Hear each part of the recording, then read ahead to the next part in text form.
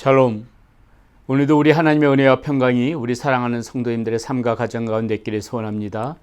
오늘 우리가 함께 나눌 하나님의 말씀 창세기 42장 1절에서부터 17절까지 말씀 가지고 함께 나눕니다. 그때 야곱이 애굽에 곡식이 있음을 보고 아들들에게 이르되 너희는 어찌하여 서로 바라보고만 있느냐. 야곱이 또 이르되 내가 들은즉 저 애굽에 곡식이 있다 하니 너희는 그리로 가서 거기서 우리를 위하여 사오라. 그러면 우리가 살고 죽지 아니하리라 하며 요셉의 형 10사람이 애굽에서 곡식을 사려고 내려갔으나 야곱이 요셉의 아우 베냐민은 그의 형들과 함께 보내지 아니하였으니 이는 그의 생각에 재난이 그에게 미칠까 두려워함이었더라. 이스라엘 아들들이 양식 사러 간 자 중에 있으니 가나안 땅에 기근이 있음이라. 때 요셉이 나라의 총리로서 그 땅 모든 백성에게 곡식을 팔더니 요셉의 형들이 와서 그 앞에 땅에 엎드려 절하며 요셉이 보고 형들인 줄이 아나 모르는 체하고 엄한 소리로 그들에게 말하여 이르되 너희가 어디서 왔느냐. 그들이 이르되 곡물을 사려고 가나안에서 왔나이다. 요셉은 그의 형들이 알아보았으나 그들은 요셉을 알아보지 못하더라. 요셉이 그들에게 대하여 꾼 꿈을 생각하고 그들에게 이르되 너희는 정탐꾼들이라 이 나라의 틈을 엿보려고 왔느니라. 그들이 그에게 이르되 내 주여 아니니이다. 당신의 종들은 곡물을 사러 왔나이다. 우리는 다 한 사람의 아들로서 확실한 자들이니 당신의 종들은 정탐꾼이 아니니이다. 요셉이 그들에게 이르되 아니라 너희가 이 나라의 틈을 엿보러 왔느니라. 그들이 이르되 당신의 종 우리들은 12 형제로서 가나안 땅 한 사람의 아들들이라.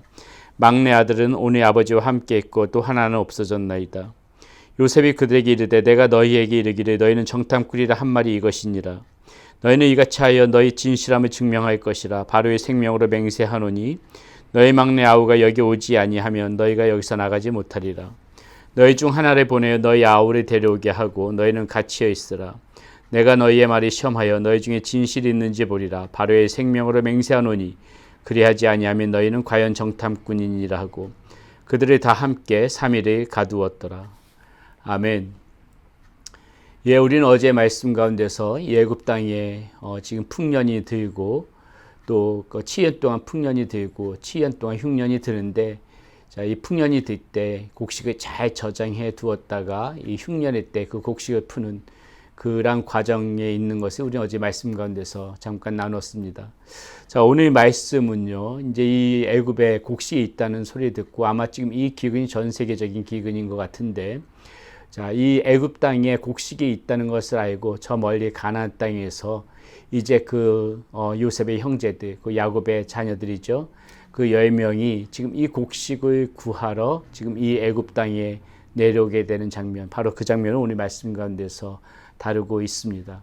그래서 우리는 오늘 이 말씀 가운데에서 하나님께서 이 모든 과정들을 그런 섭리하시는 그 과정 중에서 이 하나님의 이 섭리가 어떻게 나타나는지 우리는 이 말씀 가운데서 그 부분들을 한번 생각해 보려고 합니다. 자, 먼저 우리가 오늘 이 말씀 속에서 보는 이 하나님의 섭리, 자, 어떻게 이루어지는가? 예, 지금 보게 되면은요, 기근을 사용해서 지금 먼저 하나님께서 이 형제들을 만나게 하지요. 요셉이 애굽으로 팔려가서 그동안 헤어졌던 그런 시간들이었는데 약 20년 후에 지금 이 야곱의 형제들이 형제들이 서로 만나게 되어지는 장면이 오늘 말씀 가운데 나오는 것입니다. 그리고 어떻습니까? 이 만남을 통하여서 이제 드디어 이 하나님의 이 섭리를 나타내시는 것이죠. 자, 그렇다면 우리가 오늘 말씀 가운데서 우리가 반드시 봐야 될 이 하나님의 섭리 무엇일까? 먼저 첫 번째 우리가 봐야 될 것은요, 꿈은 이루어진다. 자, 많이 들었던 이야기 아닙니까? 우리가 옛날에 그 2002년 월드컵 때 우리가 응원할 때 이 꿈은 이루어진다. 이 표 때문에 굉장히 많은 사람들이 그 후로도 이 표현을 쓰는데요.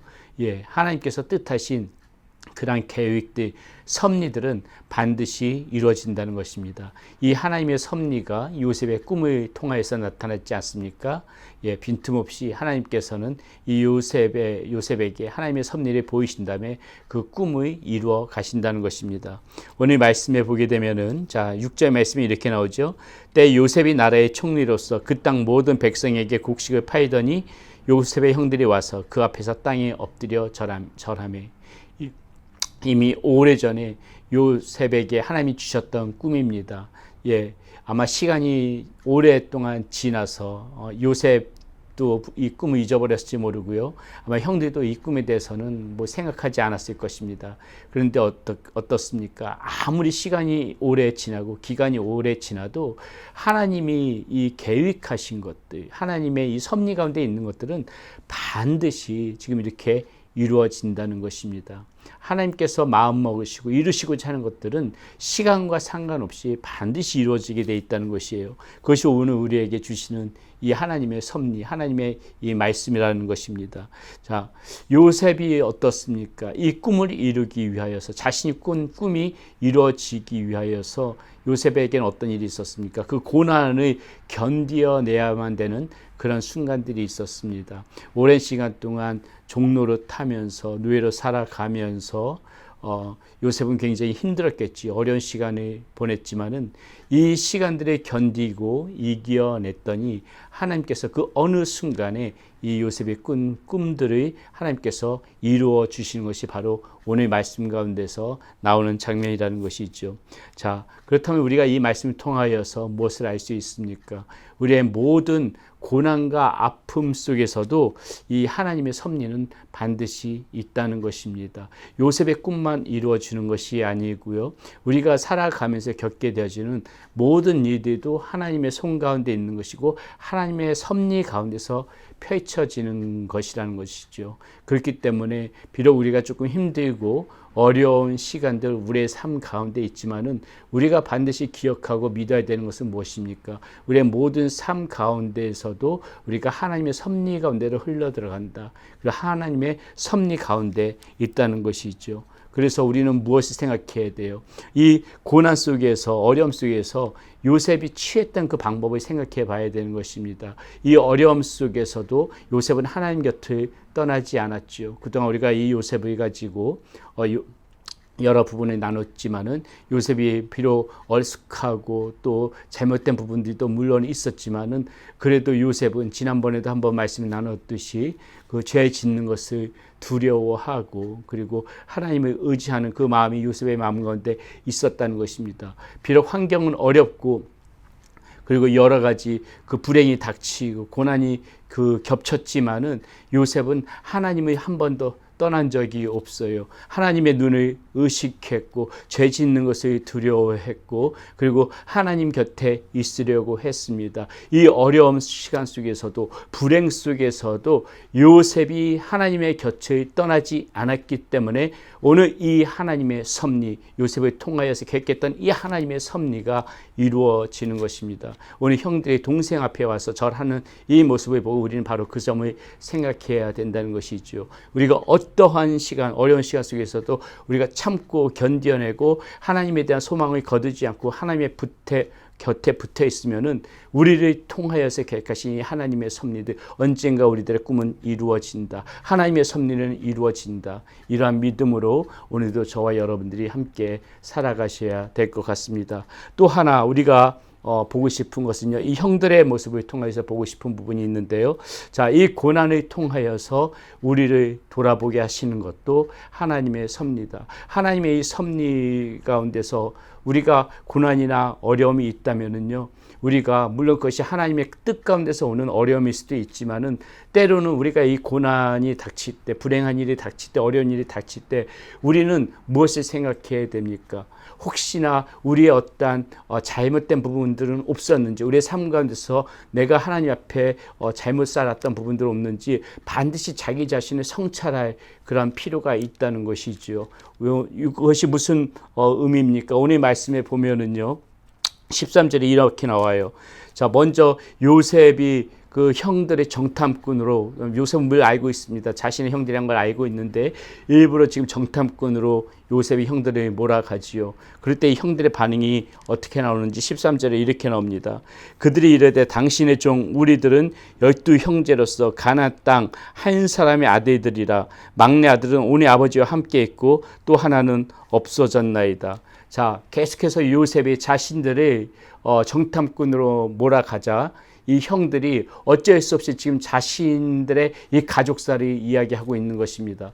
어쩌면 형들은 오늘 이 상황이 오기 전까지 글쎄요, 요셉의 마음속에 쥐고 살았는지 모르겠습니다. 그런데 지금 이 상황, 자신들 정탐꾼으로 몰아가니까는, 요셉이 몰아가니까는 얼마나 급했는지 이제 과거의 일을 떠올리는 것입니다. 자신의 가족들의 이야기를 하면서 여기서 지금 뭐라고 합니까? 지금 동생 막내 베냐민은 아버지한테 있지만은 그 한 명의 가족은 실종되고 없어졌다. 물론 거짓이죠. 이 형들은 거짓인데 어떻습니까? 떠올리기 싫은 그 요셉의 상황을 떠올리는 것입니다. 그리고 우리가 내일 나눠서 보겠지만은 그 부분에 대해서 잘못하고 이렇게 잘못했다고 느끼고 회개하는, 잘못을 자백하는 듯한 그러한 말들을 형들이 하게 되는 거 우리가 내일 다시 한번 보게 될 텐데요. 자, 무엇을 의미합니까? 하나님의 섭리 가운데서 우리가 이렇게 오는 어려움이 있다면 우리가 해야 될 첫 번째 태도는 바로 우리 스스로를 이렇게 성찰해 보는 그러한 모습이 필요하다는 것입니다. 지금 이 형들이 비록 본의가 아니게 자신의 정탐꾼으로 몰리게 되니까는 자신의 가족들의 이야기를 이야기하면서 그 요셉을 떠올렸던 것처럼, 자신의 잘못을 떠올렸던 것처럼, 그 잘못이 차마 말하지 못해서 제대로 솔직하게 말할 만한 그런 잘못이 너무나 큰 잘못이기 때문에 지금 그냥 실종됐다고 거짓말을 하고 있지만은 아마 이 형들의 마음들 가운데는 뜨끔했을 거라는 것이죠. 그 모습을 돌아보면서 우리가 결국은 내일 말씀에 보겠지만은 이러한 동생에게 잘못을 저질렀기 때문에 우리가 이러한 고난을 겪는구나. 그것을 이제 형들이 느끼게 되어지는 것인데, 자, 이렇게 고난이 찾아올 때 우리가 하나님의 섭리 가운데서 살아가려면은 반드시 이렇게 왜 나에게 이런 고난이 생겼는가 성찰해 보면서 또 하나님의 뜻을 분별해 나가는 그러한 지혜도 우리 가운데 있어야 된다는 것입니다. 우리가 이러한 태도, 이러한 모습을 갖출 때 우리는 한 발자국 더 하나님의 섭리 가운데 가까이 갈 수가 있다는 것입니다. 우리가 오늘 이 말씀을 보면서 야곱의 형들이 요셉을 찾아오는 이 장면을 보면서 우리가 두 가지 하나님의 섭리에 대해서 생각해 봤습니다. 끝까지 하나님을 붙잡고 의지하고 하나님께 소망을 두고 살아갈 때 어떤 환경과 어려움 속에서도 하나님께서 우리에게 주신 꿈들은 이루어진다. 하나님의 섭리는 펼쳐진다. 그리고 이 어려움과 고난의 순간에 우리가 하나님의 섭리를 더 깊게 발견하려면은 우리 스스로를 성찰하는 그러한 시간들이 반드시 필요하다. 오늘 말씀 가운데서 우리가 그 점을 생각하고 또 하루 열심히 살아가는 우리 사랑하는 성도님들 되시기를 바라겠습니다. 기도합니다. 고맙고 감사하신 아버지 하나님, 오늘 요셉과 형들의 이 조우에 있어서 하나님의 섭리가 깊게 드리워져 있음을 다시 한번 보게 됩니다. 아버지 하나님께 늘 소망을 두며 어떠한 경우에도 힘들고 어려운 환경이 서로 나의 삶 가운데 있다 할지라도 하나님께 늘 소망을 두고 주님의 곁을 떠나지 않는 우리의 모습이 되어지게 하여 주시옵소서. 그러면 우리의 삶을 통하여서 계획하신 이 하나님의 섭리는 언젠가는 이루어질 줄 우리가 믿습니다. 또한 이런 어려운 순간이 있다면 더욱더 하나님의 섭리를 깊게 깨닫기를 위하여서 우리가 우리 스스로를 성찰하는 일에 게을리하지 말게 하여 주시고, 그것을 성찰하는 과정 중에 우리가 잘못된 부분들이 있다면 바로잡게 하여 주시옵소서. 우리 주 예수 그리스도의 이름으로 감사하며 기도드렸습니다. 아멘.